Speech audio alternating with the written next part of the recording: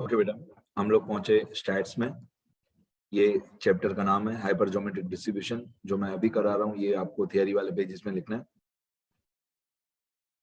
अब इस चैप्टर में सबसे पहले जैसे कोई भी डिस्ट्रीब्यूशन हम लोग स्टार्ट करते हैं बचपन से लेकर, binomial distribution, normal distribution, negative binomial distribution, Poisson distribution, hyper geometric distribution.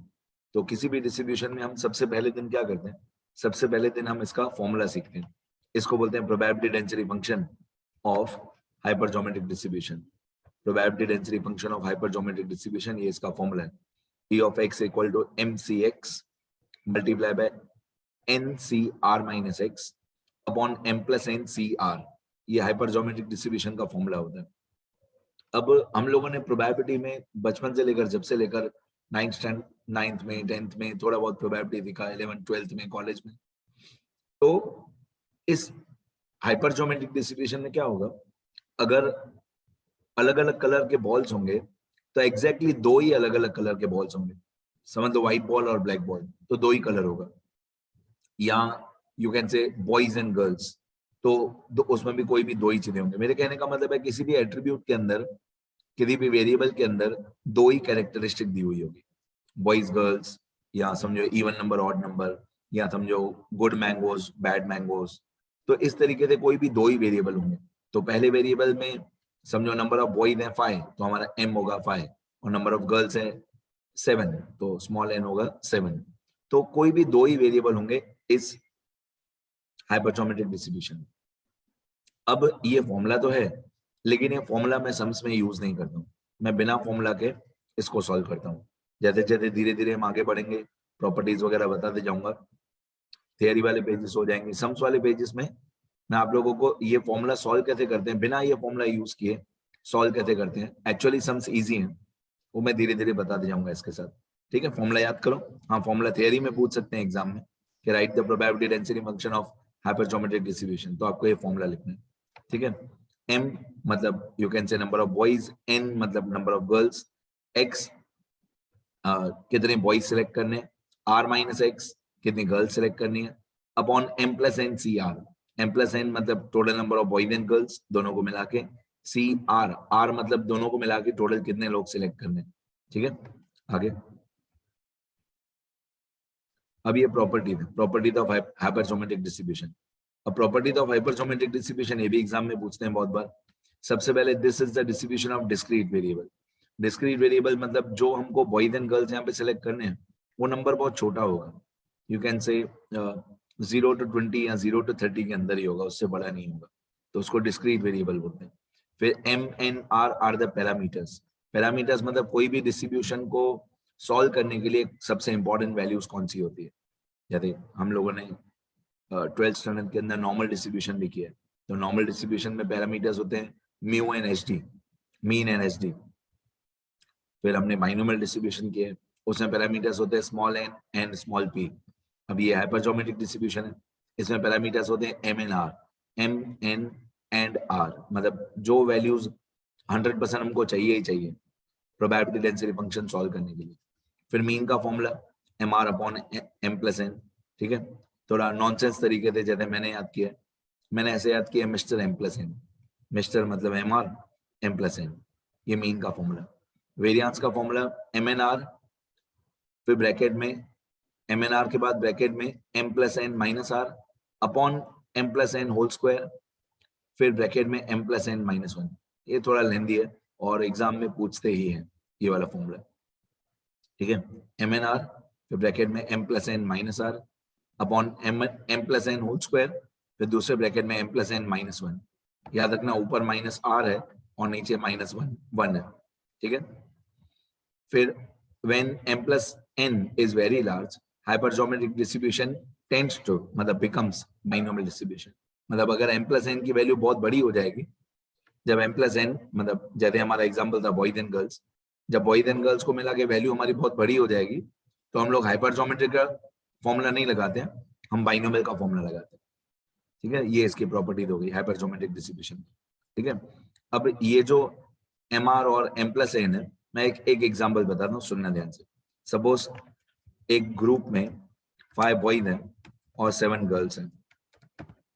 Suppose एक ग्रुप में 5 बॉयज हैं और 7 गर्ल्स हैं, तो टोटल कितने लोग हुए? 12।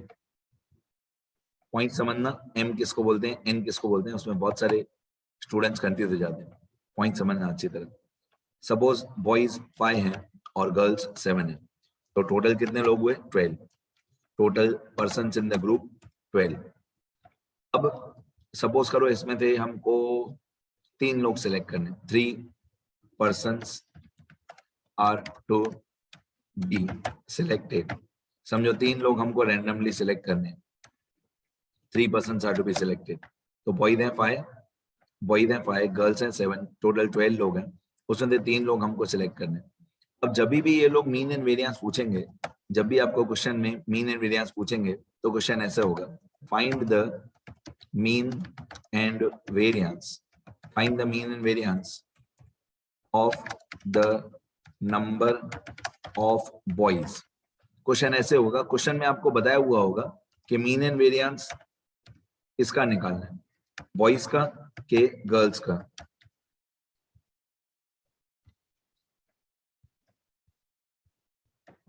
आपको क्वेश्चन में पूछा हुआ होगा कि मीन एंड वेरिएंस किसका निकालना है, बॉयज का मीन एंड वेरिएंस निकालना है कि गर्ल्स का मीन एंड वेरिएंस निकालना है। मैं इसको नीचे अच्छी तरह से यहाँ पे लिख देता हूँ। ये हमारा एग्जाम्पल 1 यू कैन से, 5 बॉयज हैं 7 गर्ल्स हैं, टोटल 12 पर्सन्स हैं, टोटल 12 पर्सन्स हैं इन द ग्रुप। उसमें से हम लोगों को 3 पर्सन सिलेक्ट करने हैं, ठीक है। अब क्वेश्चन में आपको लिखा हुआ होगा find the mean and variance of the number of boys. अगर नंबर ऑफ बॉयज का मीन एंड वेरिएंस पूछा हो तो हमारे आंसर में स्मॉल m होगा नंबर ऑफ बॉयज मतलब 5, स्मॉल n होगा नंबर ऑफ गर्ल्स होगा 7, और r मतलब हमको कितने लोग सिलेक्ट करने, 3। अब समझो, अगर यहाँ पे मीन एंड वेरिएंस क्वेश्चन में पूछा है find the mean and variance of the number of boys, तो हम लोग बॉयज को m लेंगे, तो हम लोग नंबर ऑफ बॉयज को m लेंगे। अगर मीन एंड वेरिएंस बॉयज का पूछा है, तो हम लोग बॉयज को m लेंगे, गर्ल्स को n, ठीक है। अब इसी को मैं, ये नंबर ऑफ बॉयज हमारा m हो जाएगा और नंबर ऑफ गर्ल्स हमारा n हो जाएगा, और जितने लोग number of persons to be selected, जितने लोग हमको सिलेक्ट करने हैं वो हमारा r हो जाएगा, ठीक है। तो इसके बाद मीन का फॉर्मूला, वेरिएंस का फॉर्मूला जो मैंने ऊपर बताया कि मीन का formula mr upon m plus n, variance का फॉर्मूला mnr ब्रैकेट में m plus n minus r upon m plus n whole square, फिर ब्रैकेट में m प्लस n माइनस 1। वो पूरे सारे फॉर्मूला लगाना बाकी है, अभी यहाँ पे मीन का फॉर्मूला और वेरिएंस का फॉर्मूला लगाना बाकी है, वो आप लोग खुद ही करोगे, वो मैं नहीं बता रहा हूँ, वो सॉल्व आप लोग खुद ही करोगे। एक मीन का फॉर्मूला और एक वेरिएंस का फॉर्मूला, ये वैल्यूज पुट अप करके सॉल्व खुद ही करना। मेरे को सिर्फ ये बताना था कि अगर मीन और वेरिएंस नंबर ऑफ बॉयज का पूछा हो तो हम नंबर ऑफ बॉयज को m लेंगे 5 और नंबर ऑफ गर्ल्स को n लेंगे 7, और जितने लोग सिलेक्ट करने हैं 3 उसको हम लोग r लेंगे। फिर मीन और वेरिएंस का फॉर्मूला आपको सॉल्व करना, ठीक है। अब मैं क्या करूंगा, अब मैं यही सेम क्वेश्चन फिर से लिखूंगा सारा क्वेश्चन, और इस बार मैं मीन और वेरिएंस में कर दूंगा find the mean and variance of the number of girls. अब ये पूरा क्वेश्चन सेम मैं कॉपी करता हूं, क्वेश्चन भी आंसर भी, और अब मैं यहाँ लिखूंगा एग्जाम्पल 2, सब same, number of boys 5 same, number of girls 7 वो भी सेम, टोटल 12 पर्सन है वो भी सेम, 3 लोग सिलेक्ट करने वो भी सेम। अब मैं यहाँ पे करूंगा find the mean and variance of the number of girls. अगर हमको मीन और variance of the number of girls चाहिए तो क्वेश्चन में जो 7 गर्ल्स था वो हो जाएगा हमारा m,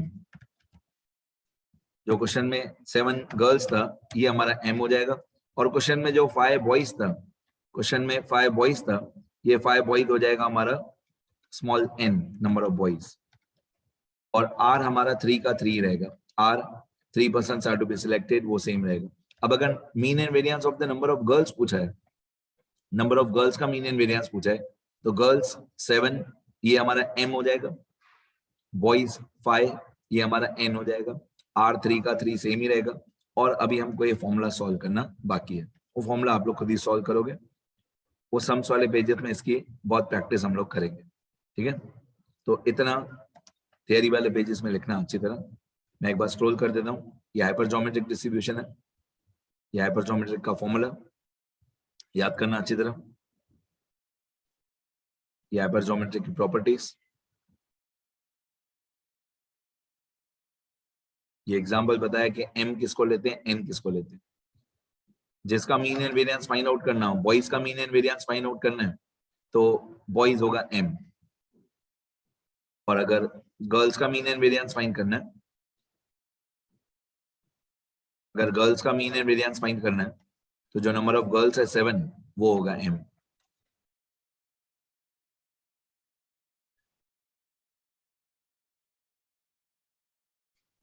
ठीक है, इतना लिखो सब लोग।